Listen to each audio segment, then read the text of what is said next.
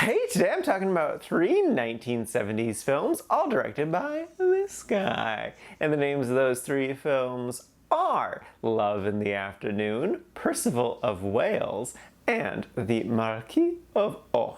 The first up is Love in the Afternoon. This is a 1972 film, and the basic premise is there is this married man who is technically happily married, and like he does love his wife and his children, but he does kind of like romanticize the idea of what it used to be like to have sex with whoever he wanted. And then one day this woman enters his life who can maybe fulfill his fantasies, but maybe that's a little too much for him. And it's really great. I thoroughly enjoyed this movie. It's a really so it's my highest ranking. It probably would have been higher, but I unfortunately got interrupted during the middle of it and had to pause the movie. So I kind of lost momentum because of that, which is definitely not the movie's fault. But I do think it would be higher had I not gotten interrupted. Like I lost my emotional connection a little bit to it and had to rebuild it, which again isn't the movie's fault. So definitely upon rewatch, I think I'm gonna like it even more. I really love the dialogue. It's very, very French New Wave, this very matter-of-fact conversation type of thing. I really love the ideas discussed in it. I thought it was really fascinating because it's just this guy just like contemplating about his life. Like he's happy, he loves his life, but also what if? Just what if, you know?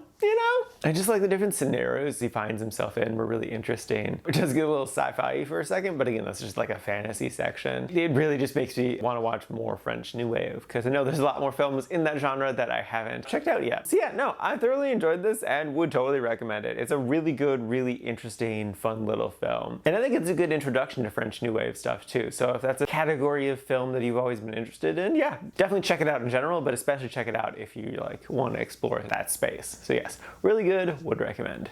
Next up is Perceval of Wales. This is a 1978 film that's unlike anything you've ever seen before. I would have to imagine, just because it's so unique and amazing. So the basic premise is, it's the legend of Perceval, one of King Arthur's knights, but it's told in such a unique way. So it's a musical where everyone's just like matter-of-factly describing what they're doing via song. So like everyone's their own narrator. Like, I saw this maiden and I stood up and then I said whatever, and then he would say the line. And I'm like, this is incredible. At first I was like, it's getting annoying, and after like a minute of it, I'm like, no, this is so good. This is so cool. Also, its sets are very clearly just like sets. Like it looks like a stage production. Like you can see the back wall. These trees are incredible. I love these trees so much. Like there's a very clear, this isn't reality, but that adds to the fairy tale aspect of it, the mythos of it. I also really love the choir singers are on stage a lot of time too. Like you'll see them, they play various characters, and I really love that. I think that added a nice fun element to it. There was one time where like three of the ladies were like peeking around a corner to be like, oh, he's doing this thing, let's sing about it. Or like one of my favorite moments too, which happened I think at least twice, there was a fight scene happening and they're like, oh, so we could describe this fight scene to you, but we're not going to. And it's like, that's great, that's so good, that's so funny. Also, mad crush on this choir singer. She's just great.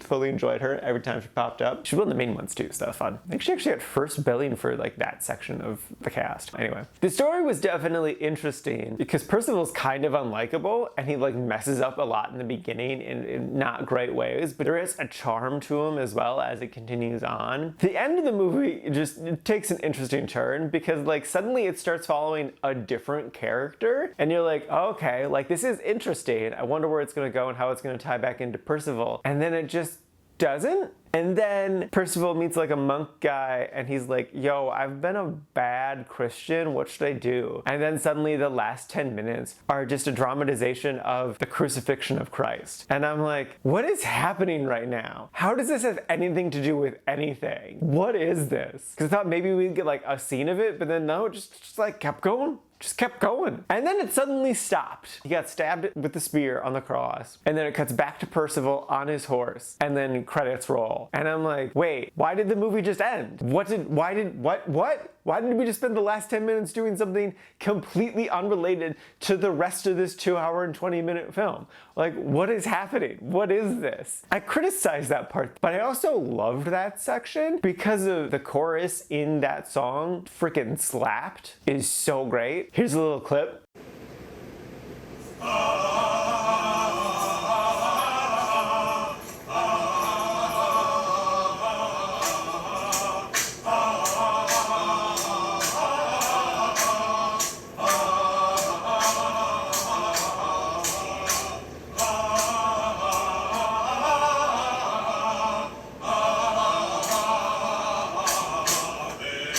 So yeah, no, I without a doubt love this film and would totally recommend it as just like such a unique experience. I would crazy love if some modern filmmaker saw this and was inspired to do like, they don't have to do the story of Percival, but just like take the same sort of elements of like, it's sort of like a stage play. Everyone's singing most of the time, and when they're singing, they're just literally describing what they're doing. Like, that's so weird and interesting, and it works. So like, yeah, no, I want to watch another film like this, but I don't know if it's ever happened. So yeah, no, thoroughly enjoyed this film, would recommend. Just be prepared for it not really going anywhere. The end just kind of stops the story without giving us an ending. So yeah, it's an experience, well worth a watch. And lastly is the Marquise of O. I don't know if I said it right. It doesn't matter. This movie's okay. The premise is interesting. This widow suddenly discovers that she's pregnant, and it's been too long after the death of her husband for it to be him, but she's also has not had sex since he passed. Her family just believes that she's a whore, and she's like, that's definitely not true. So it's up to her to figure out who it could possibly be. And the answer is, well, fairly obvious, because there's this guy who she met one time who saved her from being assaulted, who like is now obsessed with getting to marry her. So it's like, he probably did it and then felt bad about it, and so now he wants to make up for it and marry her. Or it was this other guy and he just witnessed the sexual assault, and he knew that like she would get dishonored if like, you know, she's single and has a baby. So he wants to like save her honor by marrying her. I think both things are probable. They don't really definitively give you an answer, and that's fine. But the movie's just kind of like boring, because it's really just like old-timey people being upset that she had sex outside of marriage and got pregnant, and also her just thinking she's crazy and being super in denial about this, and also just being really weirded out by this guy who really wants to marry her because she's pledged not to get married again. I don't know. So yeah, I liked it because I found the premise interesting, and also a lot of the costumes were incredible, mostly the men's costumes. Like this white one is so awesome, I kind of want to make it. I also love the black one that her dad wore. Like, look at those collars, that's incredible. The execution of this movie, besides the costumes, I really wasn't into. I do think there is something to this story, but as is, I don't think it's really worth a watch. So yeah, no, this movie's okay, but I wouldn't recommend it. Alrighty, now for today's rankings. First up, we got Love in the Afternoon, so number 38 in the really like section. And then not too terribly far behind is Perceval of Wales, sitting at number 44, again in the really like section. And then bringing up the rear rightfully so is the Marquise of O, sitting at number 124 in the liked section. And this have a total of 156 old movies so far this year.